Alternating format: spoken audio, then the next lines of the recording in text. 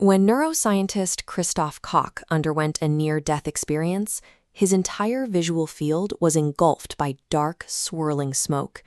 Within seconds, his surroundings fractured into 1,000 hexagons and shattered. As he was sucked into a black hole of awareness, his identity dissolved. Personal memories, dreams, and fears were stripped away, leaving an essence that was neither man nor animal. Koch had become a non-self. This remaining consciousness perceived a point of cold white light, of such intensity that he could not conceive of looking away. He describes an overwhelming mixture of terror and ecstasy, an experience of pure existence that lasted indefinitely. In this state, there was no canvas of physical space, no up or down, no left or right. Time had no passage.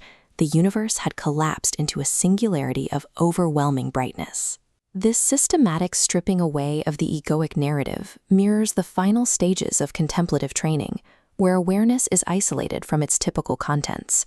Koch, a rigorous neuroscientist, was forced to reconcile this subjective, mystical state with his professional focus on identifying the physical circuits of the brain. He concluded that when personal identity and external stimuli vanish, what remains is the fundamental architecture of pure experience itself. Koch's experience challenges the single-minded metaphysical belief in physicalism that dominated much of 20th century scientific thought. The physicalist paradigm asserts that everything real can be described by physical theories. It views consciousness as a passive byproduct of interacting particles, a piece of biological furniture with no causal agency of its own. This triumphalism was voiced by philosopher Daniel Dennett, who characterized dualism as a cliff over which one should push their opponents. However, smashing elementary particles together reveals mathematical patterns, but fails to explain how any arrangement of matter actually feels. Physicalism cannot account for the painfulness of pain or the beauty of a sunset. This explanatory gap is known as the hard problem. It highlights the inability of reductionist science to extract first-person subjectivity from third-person objective mechanisms. To address this scientific impasse, neuroscientist Giulio Tononi developed integrated information theory, or IIT. IIT begins with the indubitable zeroth axiom that experience exists. Rather than trying to build a mind from matter, the theory starts with the properties of experience to derive the requirements for a physical substrate. Tononi's architecture is grounded in 5 self-evident properties of any possible experience. It identifies experience as an immediate, irreducible, and highly specific reality. IIT distinguishes consciousness from standard Shannon information, which is relative to an outside observer.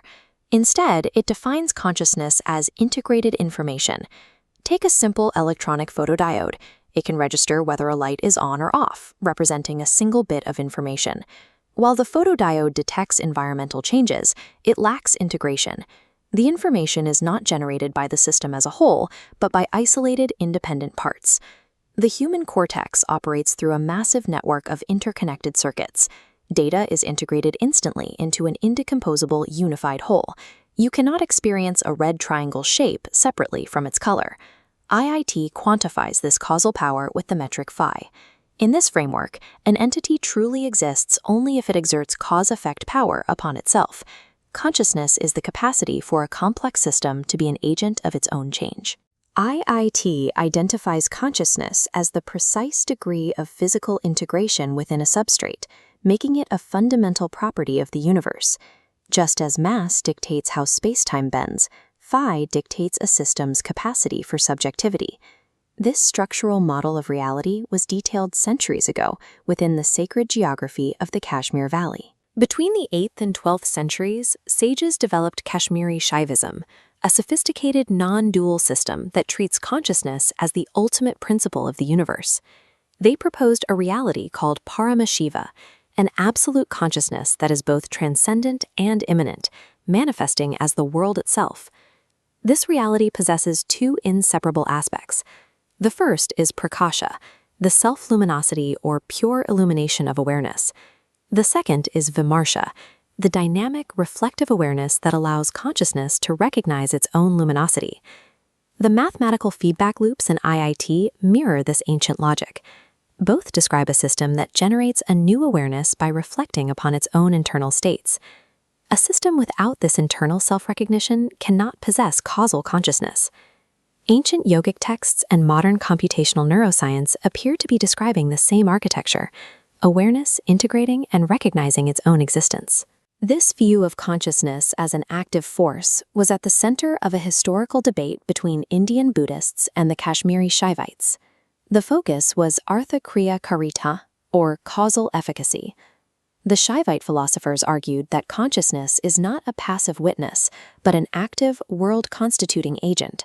It is a force that causes the world to manifest. Integrated information theory provides a modern formalization for this claim of active subjectivity. IIT's postulates state that physical existence is defined by a system's ability to exert cause-effect power on itself. A system with high phi actively determines its own future states. This implies that subjective experience wields literal physical force. This contrasts with the view of consciousness as an energy-efficient byproduct of evolution with no real causal power. If existence is defined by the capacity to cause change, then to be conscious is to exert a literal pull on the trajectory of reality. Expert practitioners utilize advanced Buddhist meditation to systematically test these properties of consciousness.